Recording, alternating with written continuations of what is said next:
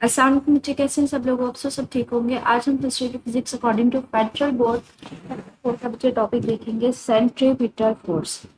Sentry में बच्चे जो सेंटर की तरफ किसी ऑब्जेक्ट के ऊपर एक्सर्ट हो रही होती है, that is the centripetal force. ठीक है, तो हम उसी चीज को डिस्कस करेंगे। कहते हैं ऐसे कोई भी फोर्स जो किसी पार्टिकल को सेंटर में मूव करवाती है, उसको towards the centre acceleration provide करती है, that is the centripetal force.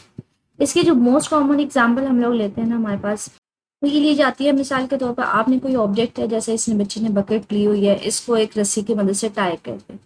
आप इसको सर्कल में आप घुमा रहे होते हैं। ठीक है, जब आप इसको रोटेट करवा रहे होते हैं तो आप इसके ऊपर सेंटर की तरफ एक फोर्स लगा रहे होते हैं।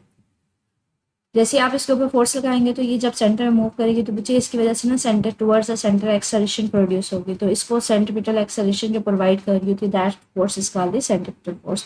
बच्चे हर पॉइंट पे फोर्स की डायरेक्शन क्या है, इस तरफ है ना, अंदर की तरफ, तो इसलिए एक्सेलरेशन की डायरेक्शन भी वही होगी। क्योंकि न्यूटन सेकंड लॉ में हम लोग ये पढ़ते हैं किस डायरेक्शन में एक्सेलरेशन होती है, उसी डायरेक्शन में फोर्स होती है। तो न्यूटन सेकंड लॉ हमें क्या कहता है, सी इज इक्वल टू सी का मतलब है सेंट्रीपिटल फोर्स, MAC। ठीक है, एक्सेलरेशन, जिस डायरेक्शन में फोर्स अप्लाई करेंगे उसी डायरेक्शन में एक्सेलरेशन होगी। तो अगर कोई ऑब्जेक्ट जो है वो इस तरह से बकेट को बांध के सेंटर की तरफ उसने उसको टाई किया हुआ है, तो वो उसको रोटेट करवा रही है टुवर्ड्स द सेंटर, वो फोर्स अप्लाई कर रही है।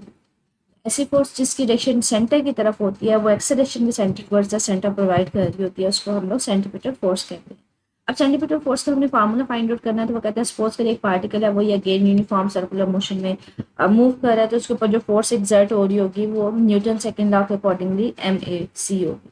अब सेंट्रीपिटल एक्सेलरेशन का टॉपिक बच्चे हम लोगों ने ना प्रीवियस लेक्चर में देखा था, सेंट्रीपिटल एक्सेलरेशन। उसके लिए हम लोगों ने जो फार्मूला फाइंड आउट किया था, उसके लिए हमने फार्मूला फाइंड आउट किया था सेंट्रीपिटल एक्सेलरेशन का, V²/R। अगर इसको वेक्टर फॉर्म में लिखना है तो साथ में हमने यूनिट वेक्टर लगा दिया था। ये हमारे पास लीनियर फॉर्म थी और इसमें को हम लोगों ने एंगुलर फॉर्म में भी राइट डाउन किया था। मेक श्योर कीजिएगा बच्चे ये लास्ट वाला लेक्चर लास्ट में देख लें। ठीक है, तो मैंने उसके लिए वही लिख लिया एम। उसी तरह से एक्सेलरेशन की जगह V²/R, और साथ में बच्चे मैंने यहाँ पे इसको वेक्टर फॉर्म में लिखा, तो मैं R यूनिट वेक्टर लिख रही हूँ। मैंने बेसिकली इसका ये वाला फार्मूला लिखा है। ठीक है, ये वाला कह लें, ये वाला कह लें, जिसमें आपने एक्सेलरेशन का फार्मूला लिखा है V²/R, साथ में यूनिट वेक्टर। ठीक है, M उसी तरह से आ गया, तो M V²/R। अगर आप इसको एंगुलर फॉर्म में लिखना चाह रहे हैं तो एक्सेलरेशन की जगह पे हमारे पास हम लोगों ने इसका एंगुलर फॉर्म में भी फार्मूला निकाला था, that was R⍵² R unit vector. तो ये हमारे पास उस केस में आ जाएगा, M उसी तरह से आ जाएगा। कहते हैं जो हमारे पास सेंट्रीपिटल फोर्स की डायरेक्शन होती है ना, वो हमेशा टुवर्ड्स द सेंटर ही होती है। ये कोई नई फोर्स नहीं है, ये बिल्कुल सिर्फ एक ऐसी फोर्स है जो किसी भी ऑब्जेक्ट को सर्कल में मूव करवाती है, इसलिए इसको फोर्स को नाम दे देते हैं सेंट्रीपिटल फोर्स का। सेंट्रीपिटल फोर्स की डेफिनेशन हम दो तरह से कर लेते हैं। एक तो ये है जो हमारे पास सेंट्रीपिटल एक्सेलरेशन प्रोवाइड करती है, दूसरी कोई भी ऐसी force that makes you object to move in this circle towards the centre of the circle. ठीक है, जो किसी भी ऑब्जेक्ट को सर्कल में मूव करवाती है। मिसाल उसमें एग्जांपल यही आपको दी हुई है, जैसे मैंने अभी आपको एग्जांपल दी कि आपने एक ऑब्जेक्ट को टाई कर लिया रस्सी की मदद से और उसको मूव करवाना शुरू कर दिया, तो ये आपको एग्जांपल दे रहा है। इसी तरह अगर सूरज के गिर्द हमारे पास जमीन घूम रही है, तो ये ग्रेविटी की वजह से, वो ग्रेविटी बेसिकली इसको सेंट्रीपिटल फोर्स प्रोवाइड कर रही है। इसी तरह से अगर कोई चांद है वो जमीन के गिर्द घूम रहा है, तो यहाँ पे अर्थ की जमीन की जो ग्रेविटी है वो उसको सेंट्रीपिटल फोर्स प्रोवाइड कर रही है। आपको मैंने जो यहाँ पे स्ट्रिंग की एग्जांपल दी थी, इसमें मुसलसल वो उसको घुमा रही थी बच्ची, तो वहाँ पे इसमें स्ट्रिंग में ना टेंशन फोर्स प्रोड्यूस हो जाती है, वो बेसिकली इसको सेंट्रीपिटल फोर्स प्रोवाइड कर रही है। तो डिफरेंट फोर्सेज जो होती हैं वो रिस्पॉन्सिबल होती हैं सेंट्रीपिटल फोर्स के लिए। मतलब कहीं पे हमारे पास ग्रेविटी जो होती है वो सेंट्रीपिटल फोर्स प्रोवाइड कर रही होती है, कहीं पे जैसे मैंने आपको एग्जांपल दी टेंशन स्ट्रिंग में होती है, वो फोर्स प्रोवाइड कर रही होती है। इसी तरह से अगर आप कोई CD प्लेयर या DVD प्लेयर देखें या कंप्यूटर हार्ड डिस्क देखें, उनमें जो है ना वो CD जो है वो रोटेट कर रही होती है, घूम रही होती है सर्कल में, वहाँ पर इलेक्ट्रिकल फोर्स जो है वो रिस्पॉन्सिबल होती है। इसी तरह से अगर नॉर्मल फोर्स की बात करें, समटाइम ये भी हमारे पास रिस्पॉन्सिबल होती है किसी ऑब्जेक्ट की सर्कुलर मोशन के लिए। आगे हम फर्दर देखेंगे भी। ठीक है, कि नॉर्मल फोर्स किस तरह से रिस्पॉन्सिबल होती है, ये इस वाले में हम लोग टॉपिक में देखेंगे। फॉर एग्जाम्पल कहते हैं हमारे पास, अगर मोस्ट कॉमनली अगर हम बात करें कि अगर कोई ऑब्जेक्ट जो है वो गाड़ी, मिसाल के तौर पे एक गाड़ी जो है वो सर्कल में मूव करती है, तो वहाँ पे सेंट्रीपिटल फोर्स कहाँ से प्रोवाइड हो रही होती है, कि अगर लेट्स से कि एक नॉर्मल सिचुएशन है जिसमें गाड़ी जो है वो एक रोड के ऊपर जा रही है। अब रोड के ऊपर जा रही है तो बच्चे इसको सेंट्रीपिटल फोर्स चाहिए ना, सर्कल में इस तरह से सर्कुलर पाथ यहाँ पे शो किया हुआ है। कहते हैं यहाँ पे जो सर्कुलर पाथ होता है ना, यहाँ पे ये नॉर्मल रोड है, यहाँ पे जो सेंटीमीटर फोर्स प्रोवाइड हो रही होती है, एक्सेलरेशन प्रोवाइड हो रहा होता है, ये जो जमीन गाड़ी के टायर होते हैं या जमीन के दरमियान वो जो फ्रिक्शनल फोर्सेज होती हैं, वो जो रगड़ की फोर्सेज होती हैं, उसकी वजह से बेसिकली इसको सेंटीमीटर फोर्स मूव मिल रही होती है, जिसकी वजह से सेंटीमीटर एक्सेलरेशन होगा, वो सर्कल में मूव ऑन करता जाता है। ये नॉर्मल सिचुएशन। कहते हैं अगर गाड़ी के टायर के दरमियान और यहाँ पे रोड के दरमियान, फॉर एग्जाम्पल मैं कहती हूँ रोड बहुत ज़्यादा स्मूथ है, बहुत ज़्यादा मतलब उस तरह रफी रोड नहीं है, बहुत स्मूथ है, तो फ्रिक्शन इतनी ज़्यादा है ही नहीं कि वो उसको सेंटीमीटर फोर्स प्रोवाइड कर सके, तो फिर वो क्या होगा कि वो उसको टुवर्ड्स द सेंटर तो फोर्स मिल ही नहीं सकती, तो वो क्या करेगा, वो स्ट्रेट चली जाएगी गाड़ी, तो वहाँ पे हम कहते हैं एक्सीडेंट कॉज हो सकते हैं, अगर कर सकते हैं। इस सिचुएशन क्या है कि अगर कोई ऑब्जेक्ट नॉर्मल रोड के ऊपर जाती है तो वहाँ पे जो सेंटीमीटर फोर्स मिल रही होती है टुवर्ड्स द सेंटर, वो इस गाड़ी के टायर और रोड के दरमियान जो फ्रिक्शनल फोर्सेज होती है, अगर फ्रिक्शनल फोर्सेज इतनी ज़्यादा नहीं है तो उसको सेंटीमीटर फोर्स नहीं मिलेगी, वो टुवर्ड्स द सेंटर मूव ही नहीं कर सकती, तो वो क्या करती है, वो स्ट्रेट चली जाती है, वहाँ पे एक्सीडेंट्स हो सकते हैं। तो कहते हैं उसका सोल्यूशन क्या है, उसका सोल्यूशन ये है कि जो गाड़ी अगर किसी सर्कुलर पाथ में जा रही है तो उसका जो इस तरह से होता है ना, बाहर वाला जो एंड होता है उसको थोड़ा सा हाई कर देते हैं, आउटर हेड जो होते हैं ना उसको थोड़ा सा ऊपर कर देते हैं, तो हम कहते हैं इसको बैंकिंग ऑफ रोड कहते हैं, या इसको बैंक्ड कर्व कहते हैं। कहते हैं कर्व, जब भी किसी नॉर्मल रोड के ऊपर गाड़ी चल रही होती है, अनबैंक्ड कर्व का मतलब है ऐसी रोड जो नॉर्मल हो, मतलब जिसका आउटर एज हाई ना हो, जैसे मैंने ये आपको नॉर्मल रोड दिखाई है, ठीक है, तो ये नॉर्मल है, इसका आउटर एज कोई हाई नहीं है, ठीक है, ये नॉर्मल रोड है। कैसे ऐसे वाली रोड में हमारे पास क्या होती है, जो फ्रिक्शनल फोर्सेज होती हैं टायर के दरमियान और हमारे पास रोड के दरमियान, वो बेसिकली सेंटीमीटर फोर्स प्रोवाइड कर रही होती है। लेकिन मिसाल के तौर पर फ्रिक्शन इतनी ज़्यादा है ही नहीं, वो लिमिटेड है, बहुत ज़्यादा कम है, तो हमारे पास क्या होता है, वहाँ पे एक्सीडेंट हो सकते हैं। तो इसका सोल्यूशन क्या है कि आप रोड को बैंक कर दें। बैंक करने का मतलब क्या होता है बच्चे, ये जो सर्कुलर पाथ होता है ना, इसमें जो आउटर एज है इसको थोड़ा सा हाई कर देते हैं। ये जो थोड़ा सा हाई हम कर देते हैं कि वो हॉरिजॉन्टल के साथ कुछ एंगल थीटा बना लेता है, तो इसको बैंकिंग ऑफ रोड कहते हैं, कि आउटर एज को थोड़ा सा हाई करना बैंकिंग ऑफ रोड कहलाता है। अब इस अगर मैं इसको बैंकिंग कर देती हूँ तो किस तरह से मैं सेंटीमीटर फोर्स प्रोवाइड हो रही होती है, यहाँ पे वो इसको बेसिकली बता रहे हैं। यहाँ पे वो कहते हैं हमारे पास कोई भी ऑब्जेक्ट जो होता है ना बच्चे, उसकी वेट फोर्स होती है हमेशा डाउनवर्ड डायरेक्शन में। अब यहाँ पे जो सरफेस है ना, कोई भी सरफेस, वो हमारे पास किसी भी ऑब्जेक्ट के ऊपर नॉर्मल फोर्स लगा रही होती है। नॉर्मल फोर्स हमारे पास क्या होती है, नॉर्मल फोर्स बच्चे आसान अल्फाज में अगर देखा जाए कि अगर कोई भी ऑब्जेक्ट आप किसी सरफेस के ऊपर रख देते हो ना, तो सरफेस जो होती है उस ऑब्जेक्ट के ऊपर एक आउटवर्ड डायरेक्शन में फोर्स लगा रही होती है, अपने परपेंडिकुलर ना आउटवर्ड डायरेक्शन में एक फोर्स लगा रही होती है, उसको हम देते हैं नॉर्मल फोर्स का, ठीक है। इसी तरह से अगर ये फॉर एग्जाम्पल मैंने एक बुक रखी है, तो ये जो सरफेस है ये बुक के ऊपर एक ऑपोजिट फोर्स लगा रही होती है आउटवर्ड डायरेक्शन में, that is the normal force. तो नॉर्मल फोर्स हमारे पास सरफेस की लगाई गई फोर्स होती है। अब ये जो सरफेस है ये इसके ऊपर अपोजिट डायरेक्शन में एक फोर्स लगाती है, नॉर्मल फोर्स। अब ये जो नॉर्मल फोर्स है हमारे पास, ये स्ट्रेट नहीं है, थोड़ी सी टिल्टेड है, ये देखिए, ये हमारे पास अगर इस सरफेस का देखें ना हिसाब से, तो सरफेस ने तो ठीक उसके ऊपर आउटवर्ड डायरेक्शन में फोर्स लगाई है। अब इसने फोर्स लगाई है लेकिन ये थोड़ी सी टिल्टेड है, ठीक है, इसकी वेट फोर्स होता है वो ये डायरेक्शन है। अब ये स्ट्रेट है और ये थोड़ी सी एंगल थीटा के साथ है, तो मैं क्या करती हूँ, इस नॉर्मल फोर्स को इसके कंपोनेंट्स में रिजॉल्व कर लेती हूँ। मैं किस तरह से कंपोनेंट्स में रिजॉल्व करती हूँ, एक स्ट्रेट लाइन खींचती हूँ, ठीक है, इस ग्रेविटी के परस्पेक्टिव से, और यहाँ से मैं इसको इसके साथ मिला देती हूँ। जो यहाँ पे एंगल बना रहा होगा, जो एंगल के साथ होता है बच्चे, वो उसका एक्स कंपोनेंट होता है, और जो परपेंडिकुलर होगा मतलब एंगल के सामने होगा, वो उसका साइन कंपोनेंट होगा। अब ये इसका एक्स कंपोनेंट है नॉर्मल फोर्स का, ये इसका वाई कंपोनेंट है।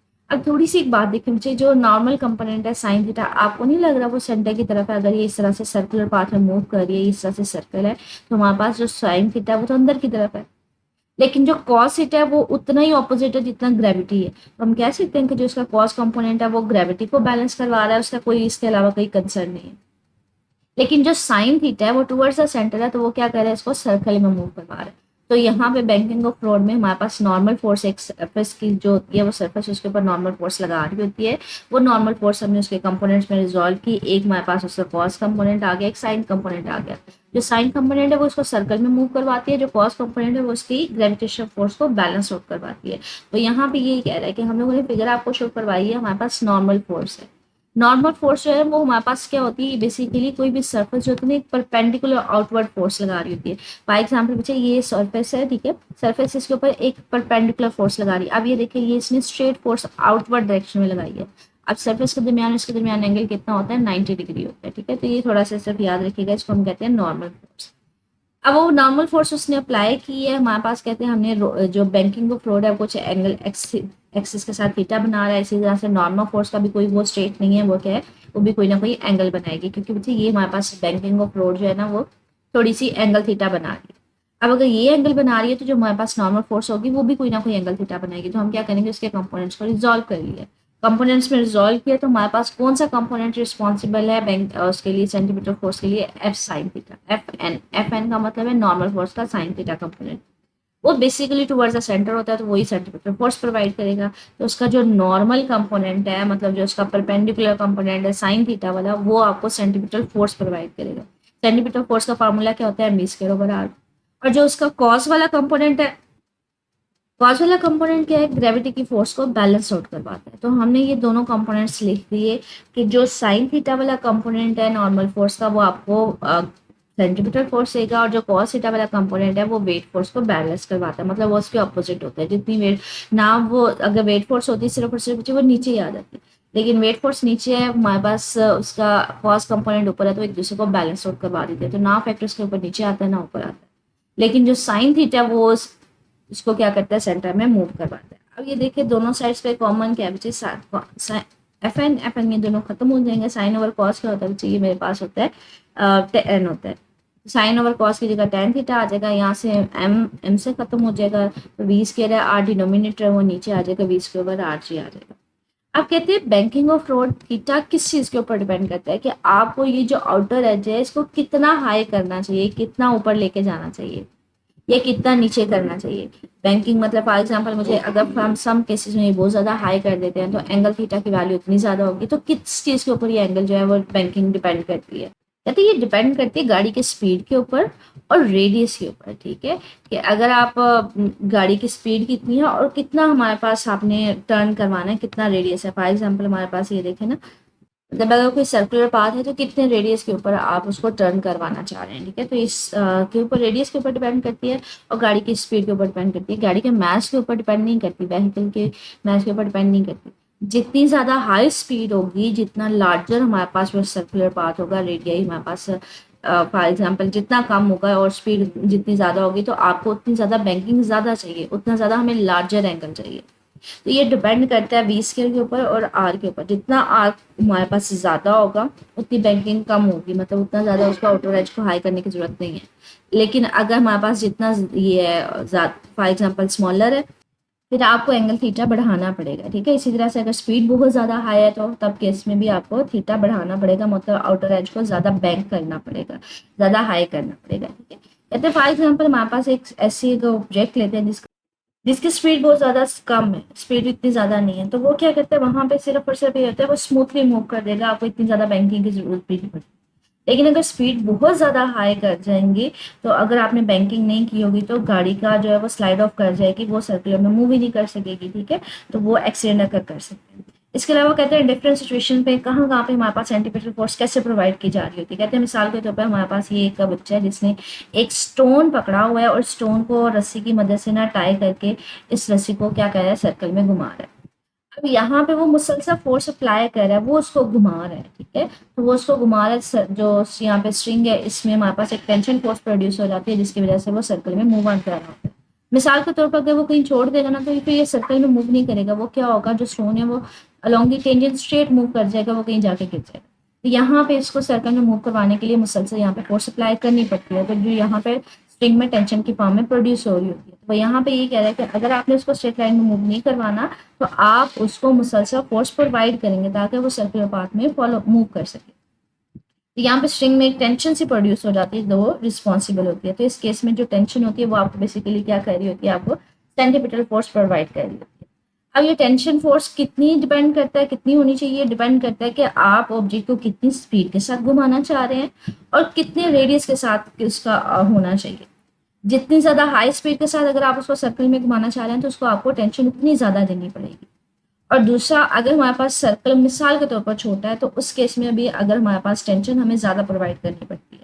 तो यहाँ पे ये कह रहा है कि अगर हमारे पास इन केस अगर हम बात करें तो ये डिपेंड ही कर रही है स्पीड के ऊपर और रेडियस के ऊपर। इसी तरह से ग्रेविटेशनल फोर्स है या वो एज ए सेंटीमीटर फोर्स, वो मैंने आपको ऑलरेडी एग्जांपल दे दी है कि अगर हम बात करें कि हमारे पास जो ज़मीन है वो सूरज के गिर्द घूम रही होती है। अब ये घूम रही है, सर्कल में घूम रही है, तो इससे सेंटीमीटर फोर्स कहाँ से मिल रही होती है? सन बेसिकली इसके ऊपर ग्रेविटी की फोर्स लगा रहा होता है, जिसकी वजह से वो सर्कल में रोटेट कर रही है। इसी तरह से जो मून है वो ज़मीन के गिर्द घूम रहा है, तो यहाँ पे मून के ऊपर जो ज़मीन है वो ग्रेविटी की फोर्स लगा रही होती है। तो यहाँ पे ग्रेविटेशनल फोर्स जो होती है ना, वो रिस्पॉन्सिबल होती है कि वो उसको सर्कल में मूव करवाती है, इनवर्ड फोर्स ला रही होती है। ठीक है। और अगर हम बात करें कि अगर ये ग्रेविटी की फोर्स की वजह से वो सर्कल में मूव कर रही है, तो मतलब ग्रेविटी तो इनवर्ड है, तो उसको अंदर की तरफ नहीं गिर जाना चाहिए, ऐसा नहीं होता मुझे। ग्रेविटी उसको अंदर की तरफ खींच रही होती है, मतलब उसको सेंटर में मूव करवा रही होती है सर्कुलर पाथ में, लेकिन उस ऑब्जेक्ट का जो इनर्शिया होती है, इनर्शिया का मतलब होता है जिस स्टेट में है वो उस स्टेट में रहना प्रेफर करता है। तो वो अगर मूविंग स्टेट में, तो वो मूव ही करता रहता है, सर्कल में मूव करता है। ठीक है। तो जो उसका इनर्शिया है वो उसको आउटवर्ड फोर्स देता है और ग्रेविटी उसको इनवर्ड फोर्स देती है, तो वो बैलेंस दोनों हो जाते हैं जब दोनों, तो वो हमारे पास फिर क्या होता है, सर्कल में मूव करता रहता है। मतलब ग्रेविटी इनसाइड मूव कर उसको खींचना चाह रही होती है और इनर्शिया उसको आउटसाइड मूव करवाना चाह रहा होता है, तो वो दोनों बैलेंस करवा देते हैं, वो इस तरह से सर्कुलर पाथ में मूव ऑन करता रहता है। इसी तरह से अगर आप देखेंगे हमारे पास सीडी प्लेयर या डीवीडी प्लेयर में ये सीडी हम लोग यूज़ कर रहे होते हैं, ये भी हमारे पास रोटेट कर रही होती है, तो वहाँ पर इलेक्ट्रिकल फोर्स होती है वो इसको सर्कल में मूव करवा रही होती है। तो प्लैनेट्स के केस में बेसिकली जो ग्रेविटेशनल फोर्स होती है वो डिपेंड कर रही होती है, वो प्रोवाइड कर रही होती है आपको centimetre force, that is the mv²/r। आगे हमारे पास कहते हैं इसको हम लोग अगर डेली लाइफ में हमारे पास एप्लीकेशन कहाँ पे है, सेंट्रीफ्यूजेस की एप्लीकेशन।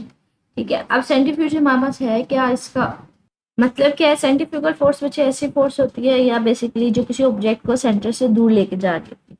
इसमें करते क्या, मुझे ये यहाँ पे एक मशीनरी दिखाई हुई है, इसमें हमारे पास ये मोस्ट कॉमनली लेबोरेटरी में इस्तेमाल की जाती है। ये एक टेस्ट ट्यूब है, यहाँ पे ना आपने मिक्सर डाल दिया हुआ है, इसमें डेंसर पार्टिकल्स हैं, हैवी पार्टिकल्स भी हैं और इसमें लाइटर पार्टिकल लिक्विड भी है। आप क्या करते हैं, इस मशीन को बड़ी ज़्यादा स्पीडली रोटेट करवाते हो, बड़ी ज़्यादा स्पीड के साथ मूव करवाते हो। हमारे पास जो लाइटर पार्टिकल्स होते हैं जो उनको कम चाहिए होते हैं ना, जिनका मास कम होता है, तो ये देखिए हमारे पास उनको सेंटीमीटर फोर्स भी कम चाहिए होती है as compare to denser particle. तो डेंसर पार्टिकल को उतनी ज़्यादा स्पीड हमारे पास सेंटीमीटर फोर्स नहीं मिल रही होती जब ये सेंटर में मूव कर रहा होता है, तो वो क्या करते हैं, वो साइड पे जाना शुरू हो जाते हैं, वो बॉटम पे जाके इकट्ठे होना शुरू हो जाते हैं, और जो लिक्विड है वो हमारे पास मूव ऑन करता रहता है। तो ये हमारे पास बेसिक प्रिंसिपल है, जिसमें हमारे पास क्या होता है कि जो मिक्सर होता है, जो डेंसर और लाइटर, डेंसर का मतलब होता है हैवी पार्टिकल्स होते हैं उनका, और जो हमारे पास लाइटर पार्टिकल्स होते हैं उनको हम सेपरेट कर सकते हैं। उसको हम काफ़ी ज़्यादा स्पीड के साथ उसको रोटेट करवाते हैं। जब रोटेट करवाते हैं, जो डेंसर पार्टिकल होते हैं वो बॉटम पे जाके आउटसाइड डायरेक्शन में हमारे पास इकट्ठे होना शुरू हो जाते हैं, और जो हमारे पास दूसरे पार्टिकल्स हैं वो उसके ऊपर आ जाते हैं।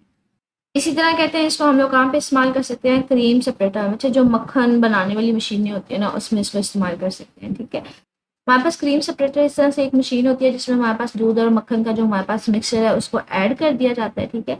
अभी जब इसके अंदर ऐड कर दिया जाता है तो हमारे पास क्या होता है, इसको रोटेट करवाया जाता है, इसको हाई स्पीड के साथ रोटेट करवाया जाता है। अब इसमें ना मक्खन जो होते हैं ना, उसके पार्टिकल्स होते हैं वो लाइटर होते हैं, वो इतने ज़्यादा हैवी नहीं होते, लेकिन जो हमारे पास उसके कंपैरेटिवली अगर हम बात करें कि जो दूध होता है वो हैवी होता है। ठीक है। तो हमारे पास जब इसको रोटेट करवाते हैं तो दूध को ज़्यादा हमारे पास सेंटीमीटर फोर्स चाहिए होती है, अगर उसको नहीं मिल रही होती तो वो लैदा होना शुरू होते हैं, वो हमारे पास साइडों पे होना शुरू हो जाता है। और जो मक्खन के पार्टिकल्स कम होते हैं, मतलब लाइटर होते हैं, तो वो उनको स्पीड थोड़ी सी भी मिलेगी तो वो सेंटर की तरफ मूव करना शुरू हो जाएंगे, वो टुवर्ड्स द सेंटर, वो दरमियान में इकट्ठा होना शुरू हो जाएगा मक्खन, क्योंकि उनको कम फोर्स के साथ भी उनको सेंटीमीटर फोर्स मिल रही होती है। ठीक है।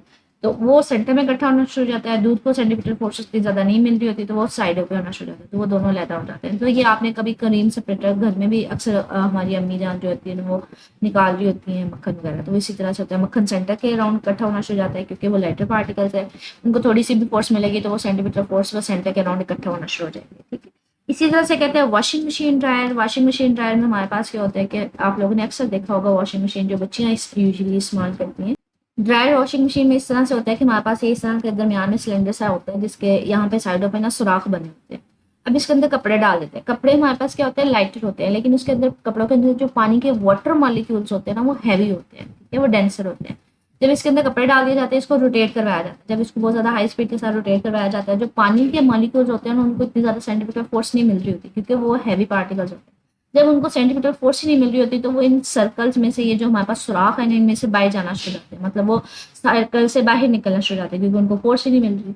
लेकिन जो कपड़े हैं वो लाइटर इन वेट होते हैं तो वो तो सर्कल में मूव करते रहते हैं। तो इस तरह से हम कपड़ों से वाटर मॉलिक्यूल्स को अलग कर लेते हैं कि वाटर मॉलिक्यूल्स को अगर इनफ सफिशिएंट सेंटीमीटर फोर्स ही नहीं मिल रही तो वो क्या करते हैं, वो हमारे पास इन सुराखों से बाहर जाना शुरू हो जाते हैं। लाइक हमारे पास हमने ये बात की थी लाइक ये गाड़ी की हमने बात की थी कि अगर उसको सेंटीमीटर फोर्स मिलती रहती है वो सर्कल में मूव करता रहता है, अगर सेंटीमीटर फोर्स नहीं होगी तो वो स्ट्रेट जो है ना वो गाड़ी आगे चली जाएगी, वो सेंटर से अवे चली जाएगी। इसी तरह से ये हमारे पास ड्राई मशीन में हो रहा होता है कि जब उसको मूव करवाया जाता है तो वाटर मॉलिक्यूल्स को सेंटीमीटर फोर्स इतनी ज़्यादा नहीं मिल रही होती, तो वो इनमें से पार्टिकल ये जो सुराख है इनमें से स्ट्रेट मूव करते हुए बाहर निकलते जाते हैं। तो इस तरह से हमारे पास हम ड्राई कर लेते हैं। तो ये कुछ एप्लीकेशन है डेली लाइफ में कि हम क्रीम सेपरेटर में मक्खन बनाने वाली मशीन में इसको इस्तेमाल करते हैं, लेबॉर्ट्री में हम इसको इस्तेमाल कर लेते हैं, ठीक है। और अगर हमारे पास नेचुरल फिनोमिनास में देखें सेंटीमीटर फोर्स कहाँ पे होती है, तो जो हमारे पास मोशन होती है सूरज के अराउंड या फिर ज़मीन के अराउंड, इसी तरह से हमारे पास ये एग्जाम्पल है, बच्चे अक्सर वो घुमा रहे होते हैं, तो ये एग्जाम्पल है।